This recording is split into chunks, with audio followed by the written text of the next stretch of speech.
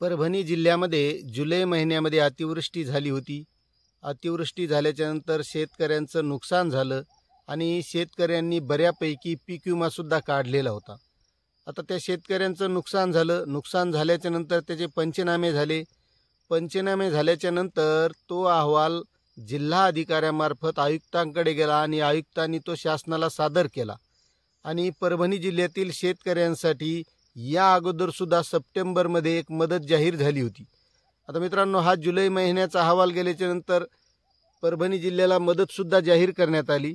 मात्र नंतर निवडणुका लागल्या आणि आचारसंहिता असल्यामुळे तो मदत निधी परभणी जिल्ह्यातील शेतकऱ्यांना मिळाला नाही। मात्र आता निवडणुका झाल्या, सरकारही स्थापन झालं।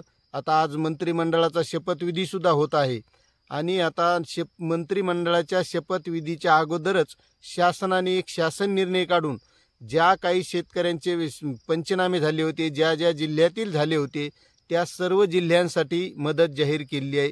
त्याचा शासन निर्णयसुद्धा काढलेला आहे। तसाच परभणी जिल्ह्यासाठी सुद्धा हा शासन निर्णय काढलेला आहे। आता परभणी जिल्ह्यामध्ये मित्रांनो, जी मदत जाहीर झालेली आहे, आता पहिल्यासारखी जी मदत आपल्याला डायरेक्ट खात्यावर मिळायची तशी आता मदत मिळणार नाही। त्यासाठी आपल्याला ई-KYC करणं बंधनकारक आहे आणि आता ही ई-KYC केल्याशिवाय मदत मिळणार नाही। मग आता ई-KYC करायची तर यासाठी विशिष्ट क्रमांक लागणार। मग तो कसा भेटणार, कधी भेटणार, या संबंधीची आणि परभणी जिल्ह्यासाठी नेमकी मदत किती जाहीर झाली आहे अशी सर्व माहिती आपण आजच्या व्हिडिओच्या माध्यमातून बघणार आहोत। तत्पूर्वी मित्रांनो, आपल्याला एक महत्त्वाची विनंती आहे की तुम्ही जर आपल्या चॅनलवर नवीन असाल तर आपलं चॅनल सबस्क्राईब करून घ्या। कारण आपण या चॅनलच्या माध्यमातून शेतकऱ्यांना महत्त्वाची असणारी किंवा शेतकऱ्यांच्या फायद्याची असणारी अशी माहिती आणत असतो। त्यामध्ये सौरपंप योजना असेल, पीक विमा योजना असेल, अतिवृष्टीचं अनुदान असेल, दुष्काळी अनुदान असेल, पीक कर्ज असेल, अशी सर्व माहिती आपण आणण्याचा प्रयत्न करतो। त्यामुळे तुम्ही जर आपलं चॅनल आणखीही सबस्क्राईब केलं नसेल तर सबस्क्राईब करायला विसरू नका। तर शेतकरी मित्रांनो, परभणी जिल्ह्यामध्ये 10,991 शेतकऱ्यांचे 7,417 हेक्टरवरील नुकसान हे जुलै महिन्यामध्ये झालं होतं। आता ते नुकसान झाल्याच्या नंतर त्याचे पंचनामे झाले। त्यानंतर काही शेतकऱ्यांनी विमा कंपनीकडे तक्रारीसुद्धा केल्या आणि या माध्यमातून शेतकऱ्यांना आता ही मदत जाहीर झाली आहे। तर शेतकरी मित्रांनो, परभणी जिल्ह्यासाठी 10,08,71,000 एवढी मदत जाहीर झाली आहे। आता तुम्ही म्हणताल की बाकीच्या काही जिल्ह्यांसाठी तर जास्त दिसते, मग परभणी जिल्हा तर खूप मोठा आहे आणि परभणी जिल्ह्यासाठी 10,08,00,000 रुपये आणि 71,000 एवढीच मदत कशी? तर मित्रांनो, परभणी जिल्ह्यासाठी या अगोदर सप्टेंबरमध्ये सुद्धा 548 कोटी रुपये 59,89,80,000 एवढा निधी त्यावेळेस सुद्धा मंजूर झाला होता।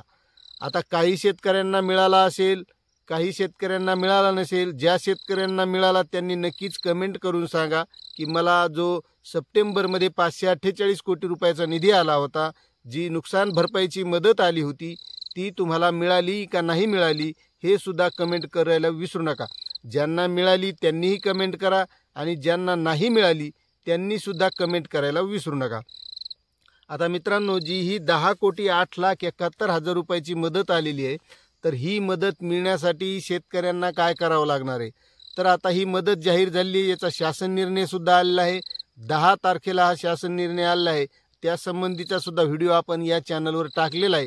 तुम्ही जर बघितला नसेल तर आपल्या चॅनलच्या व्हिडिओमध्ये जाऊन तो सुद्धा शासन निर्णय तुम्ही बघू शकता। मग आता शेतकरी मित्रांनो, ही जी 10 कोटी रुपयाची मदत आलेली आहे, मग ही मदत आपल्याला कशी मिळणार? तर शेतकरी मित्रांनो, या अगोदर काय व्हायचं की मदत जाहीर झाल्याच्या नंतर ते डायरेक्ट याद्या व्हायच्या आणि याद्या झाल्याच्या नंतर ती मदत डायरेक्ट शेतकऱ्याच्या खात्यावर यायची। आता तसं होणार नाही मित्रांनो। DBT जी योजना आहे, DBTच्या माध्यमातून शेतकऱ्यांना ही मदत मिळणार आहे। म्हणजेच यासाठी आपल्याला आता ई-KYC करणं बंधनकारक आहे। मग आता ई-KYC करायची तर काय करायचं? मग त्यासाठी आता काय होणार? तलाठी आता याच्या याद्या करणार। तलाठ्यांनी याद्या केल्याच्या नंतर त्याचा विशिष्ट क्रमांक राहणार प्रत्येक शेतकऱ्याला। मग तो आपल्याला विशिष्ट क्रमांक मिळवायचा।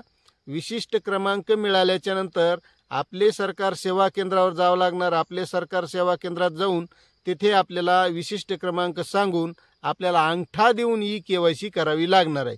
म्हणजे या माध्यमातून काय होणार आहे, जो शेतकरी हयात आहे तोच शेतकरी फक्त या मदतीस पात्र असणार आहे. आता हयात नसणाऱ्या शेतकऱ्यांना मग त्यांनी काय करायचं, तर त्यांच्यासाठी जसं मागच्या काळामध्ये होतं की त्यांना एक बॉन्डवर शपथपत्र द्यावं लागणार आहे, अशी मागच्या वेळेस परिस्थिती होती. मग आता यावेळेस काय होतं हे सुद्धा आपल्याला पुढं बघावं लागणार.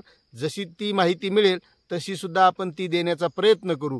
मग अशा माध्यमातून विशिष्ट क्रमांक घेऊन KYC करू त्यावेळेस आपल्या खात्यावर ही रक्कम येणार आहे.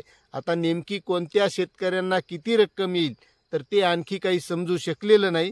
जसं ते सुद्धा समजेल ते सुद्धा माहिती आपण या चॅनलच्या माध्यमातून देण्याचा प्रयत्न करू. आता ही 10 कोटीची जी मदत आहे तर ती परभणी जिल्ह्यासाठी एकदम चांगली गोष्ट आहे, कारण नुकसान झालेलं होतं शेतकऱ्याचं आणि महायुती सरकारनं सुद्धा आपला शब्द पाळलेला आहे. जसं त्यांचं सरकार आलं तर नुसती मुख्यमंत्र्यांनी शपथविधी झाला आणि त्यांनी मदत जाहीर केली. मंत्रिमंडळाचा शपथविधीसुद्धा आज होत आहे.